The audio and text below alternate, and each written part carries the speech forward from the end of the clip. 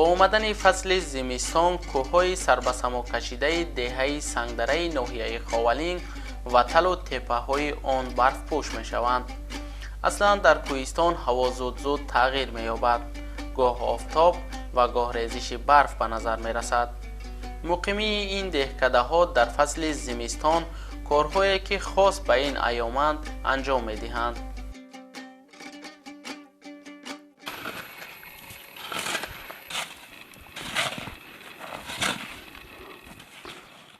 درود بینندگان عزیز، عین حال ما قرار داریم در دهه سنگدره جماعت دهات شگناوی ناحیه خاولین و چنانه که میبینید الکه طبیعت قبای سفید و برنموده است و فصل زمستان اینجا حکم فرما است. اصلا شغل دوست داشته مردم این دهات جایها باغ پروری و چارواداری است و ما تصمیم گرفتیم که یک روز زمستان در دهات را از دهه سنگدره براتون پیشکش سازیم. پس با ما باشید تا از زیبایی های نوتکرار فصل زمستان واقف گردید.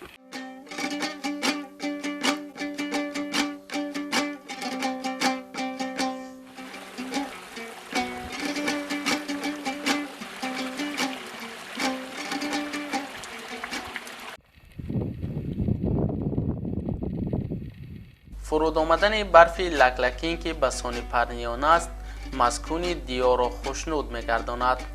اصلا در کوهستان صبح اینگونه آغاز می شود.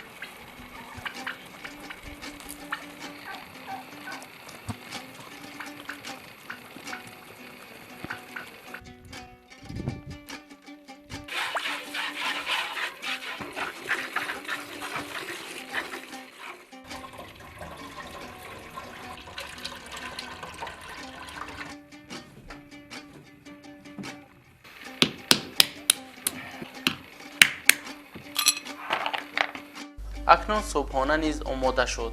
همگی اهل عائله سر خوان نشسته صبحانه میکنند.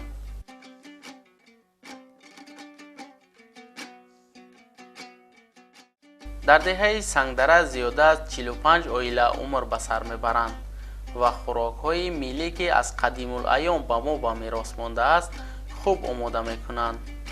اصلا خوراک معمولی مردم کوهستان قروتاب است.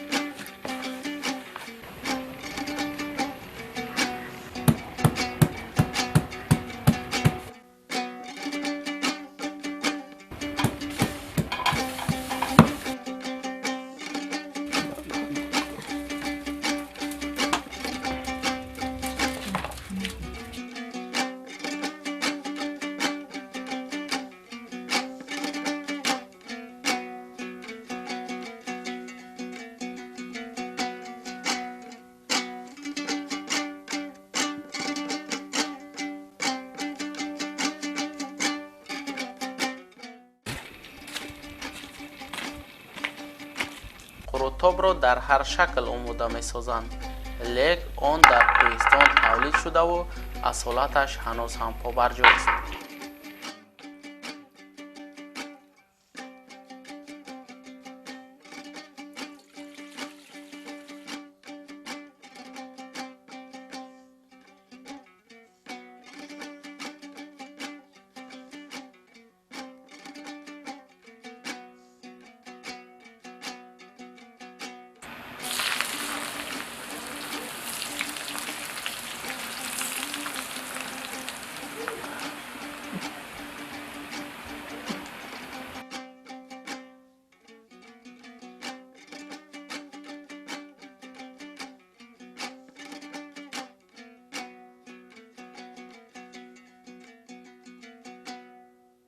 دوتور اسباب قدیمه خلق تاجیک است.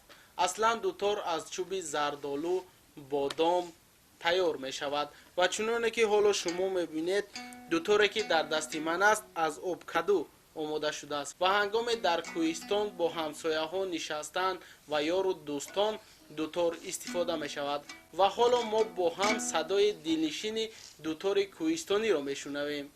مرحبا.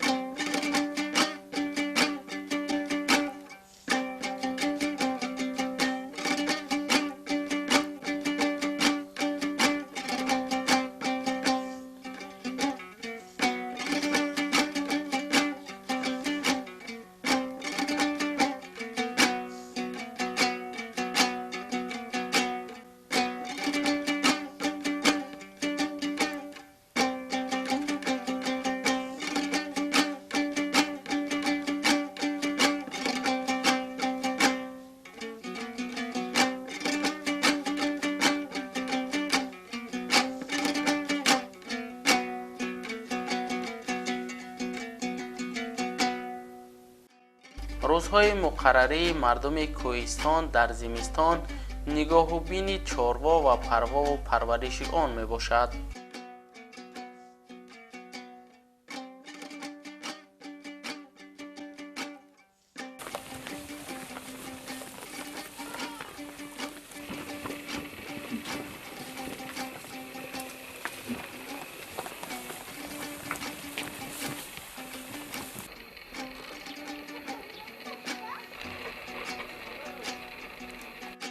هنرهای صرف مردمی میان زنان مقام خاصه دارد. نقش و نگار چکن و زیبایی آن را در گلدوزی های کوهستان می توان مشاهده کرد.